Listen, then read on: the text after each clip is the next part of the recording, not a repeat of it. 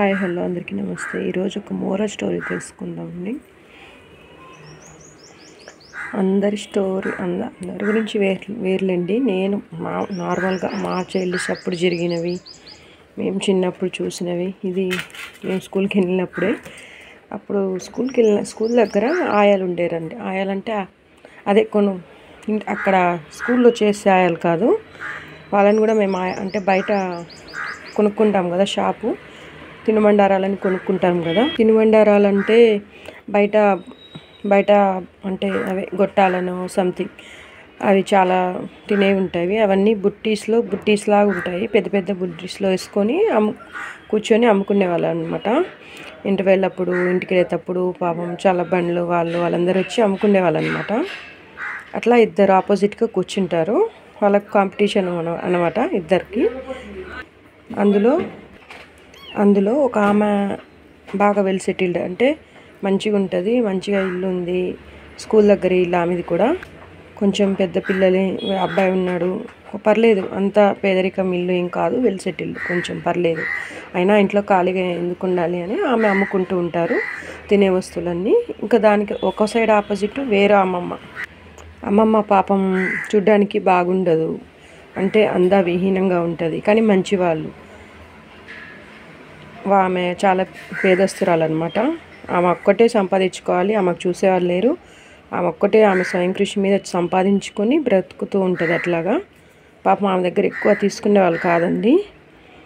ఈ బాగా వెల్ సెటిల్గా ఉన్న ఆమె దగ్గరే ఆమె మరీ పిలిచి మరీ అందరినీ అప్పిస్తా, తీసుకోండి, రేపిద్దురు, ఎల్లుండిద్దురు అని ఇట్లా మాటలతోనే ఇది చేస్తుంది. అట్లా ఆమె దగ్గరికి చాలామంది ఆమె దగ్గరే తీసుకుంటారనమాట. కానీ నన్ను కూడా పిలుస్తుంది. నేను అస్సలు తీసుకోనండి ఆమె దగ్గర. ఎందుకంటే నా దగ్గర డబ్బులు ఉంటేనే నేను కొనుక్కుంటాను, లేకపోతే నేను కొనుక్కోను. లేకపోతే ఫ్రెండ్స్ ఇప్పిస్తే తీసుకుంటాను, లేకపోతే అది కూడా లేదు. ఒకసారి తీసుకుంటాను, ఒకసారి నా ఇష్టము, ఒకసారి నా మూడ్ని బట్టి ఉంటుంది. సో అట్లా నేను చేస్తానన్నమాట. అప్పైతే తీసుకోను. కానీ పాపం అమ్మమ్మ దగ్గర ఎవరు తీసుకోరు కదండి. సో నేను ఇది అబ్జర్వ్ చేసి, నేను అమ్మమ్మ అడగదు అసలు, అప్పు అయినా తీసుకోండి అని చెప్పదు. కానీ ఆమె దగ్గర ఆమెకు ఒక రకంగా ఫేవర్గా చేయాలనిపించింది. సో అట్లాగా ఆమె దగ్గరే నేను కొనుక్కునేదాన్ని. ఆమెకి ఎట్లయినా హెల్ప్ చేయాలని. హెల్ప్ చేయడం అంటే మనం కొనుక్కోవడమే ఆమెకు ఒక హెల్ప్ కదా. హెల్ప్ ఇస్తే ఆమె తీసుకోరు, ఆమెకు ఆత్మాభిమానం ఎక్కువ. అలాంటి వాళ్ళ దగ్గర ఆత్మాభిమానం ఎక్కువ ఉంటుందండి. వాళ్ళకి హెల్ప్ వాళ్ళు అనుకునే విధంగా చేస్తేనే వాళ్ళు సాటిస్ఫై అవుతారనమాట. సో నేను నా దగ్గర డబ్బులు ఉన్నప్పుడల్లా ఆమె దగ్గరే తీసుకునేదాన్ని. వీళ్ళందరూ అప్పుడు ఈ ఫ్రెండ్, ఇంకా ఆమె ఆపోజిట్ ఆమె చెప్పేది, నువ్వు ఎప్పుడూ నా దగ్గర కొనుక్కోలేవు, ఆమె దగ్గరే ఎందుకు కొనుక్కుంటావు? నేను అప్పు ఇస్తానన్నా తీసుకోవు, అలాంటిది ఆమె దగ్గర ఎందుకు కొనుక్కుంటున్నావు? నాకు ఎప్పుడు ఉన్నప్పుడు ఇస్తావు అని చెప్పాను కదా, అయినా నువ్వు ఆమె దగ్గర ఎందుకు తీసుకుంటున్నావు అని అడిగారండి. నేను అప్పుడు ఆమెకు ఇట్లనే సమాధానం చెప్పానండి. ఇట్లా నవ్వుతూనే చెప్పానండి, ఎవరు ఫీల్ హట్ అవ్వకుండా. ఆంటీ, నీ పరిస్థితి వేరు, అమ్మమ్మ పరిస్థితి వేరు. అమ్మమ్మ ఎవరు చూడరు, అమ్మమ్మకు నీ పరిస్థితి వేరు అని ఇట్లనే చెప్పానండి. ఆంటీ అసలు ఏం మాట్లాడాలో బయటికి రాలేదండి ఆంటీకి. కొన్ని రోజులకి నన్ను చూసి వేరే వాళ్ళు కూడా అమ్మమ్మ దగ్గరికి తీసుకోవడానికి నేను ఇద్దరికి చెప్పాను, ఇలా తీసుకోండి అని, నా ఫ్రెండ్స్కి. అట్లా ఇద్దరు నలుగురు అట్లా అమ్మమ్మ దగ్గర ఎక్కువ తీసుకునేవాళ్ళు. అమ్మమ్మ దగ్గర మంచి ఐటమ్స్ ఉంటాయి. మంచిగా, తన అందంగా లేకపోయినా తన నీట్గా ఉంటుంది. తను పెట్టే అన్ని ఎగ్జిబిట్ చూపిస్తుంది, తను ఏం తెచ్చింది ఏంటి, ఇవన్నీ మంచిగా ఉంటాయి. ఆమె ఫేస్ అందంగా లేకపోతే ఆమె మనసు మంచిది. నన్ను చూసి ఇంకా మిగతా వాళ్ళు కూడా, మా తెలిసిన వాళ్ళందరికీ చెప్పాను. అట్లా అందరూ కలిసి ఆమె దగ్గర తీసుకుంటారు, అది వేరే విషయం. తర్వాత అమ్మమ్మ హ్యాపీ. అట్లా ఒకరు, ఇద్దరు, నలుగురు, 5, 6, 10 మంది వరకు ఆమె మంచిగా ఖాతా పెరిగిపోయింది. ఓకే, ఆమె హ్యాపీగా ఉంది.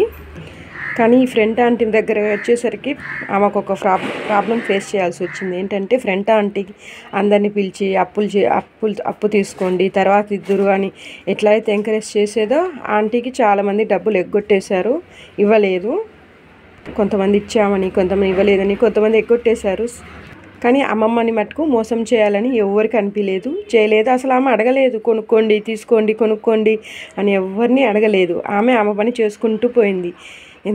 నిజాయితీ ఎవరిని అట్లా చేయనీయదండి. వాళ్ళకు చేయాలి అని వచ్చినా కూడా మన నిజాయితీ అనేది మనకి కాపాడుతూ ఉంటుంది. ఆమె ఫేస్ చూసి ఆమెని మోసం చేయాలి అని ఎవ్వరికీ అనిపించలేదు. ఆ ఫ్రంట్ ఆంటీకి అయితే మనుషులైతే వచ్చారు, తినేశారు, కానీ డబ్బు లేదు, ఇయ్యలేరు. ఆమె ఒకరిని అట్లా ప్రోత్సహించింది, కానీ చివరకు ఆమెకే నష్టమైంది. ఏమీ తెలియని అమ్మమ్మ తను మంచిగా ఉంది, మంచిగా వ్యాపారం చేసుకుంటుంది. మనం మంచిగా ఉంటే ఏదో వరకు మనకు మంచి జరుగుతుంది. అత్యాశకు పోతే ఉన్నది పోతుంది, ఉంచుకున్నది పోతుంది. సో అదండి, అమ్మమ్మ అయితే చాలా మంచివారు. మా తెలిసిన చుట్టాల ఇంటి దగ్గరే ఉండేవాళ్ళు. అట్లా ఎప్పుడైనా మా పండగలు వచ్చినప్పుడు మేము అమ్మమ్మ దగ్గరికి వెళ్ళి, ఆమెకి ఎవరు ఉండరు కదా అని మేము పండగకి ఏమన్నా వండుకుంటే అవి కూడా ఇచ్చేసి వస్తామండి మేము. ఎందుకంటే ఒక మిడిల్ క్లాస్ ఫ్యామిలీ ఇది ఏముంటుందో అది ఒక మిడిల్ క్లాస్ వాళ్ళకి తెలుస్తుంది. సో అట్లా అర్థం చేసుకుంటే అందరూ మంచిగా ఉంటుంది కదా. సుఖాంతం అయిపోయింది. Okay friends, thank you for watching.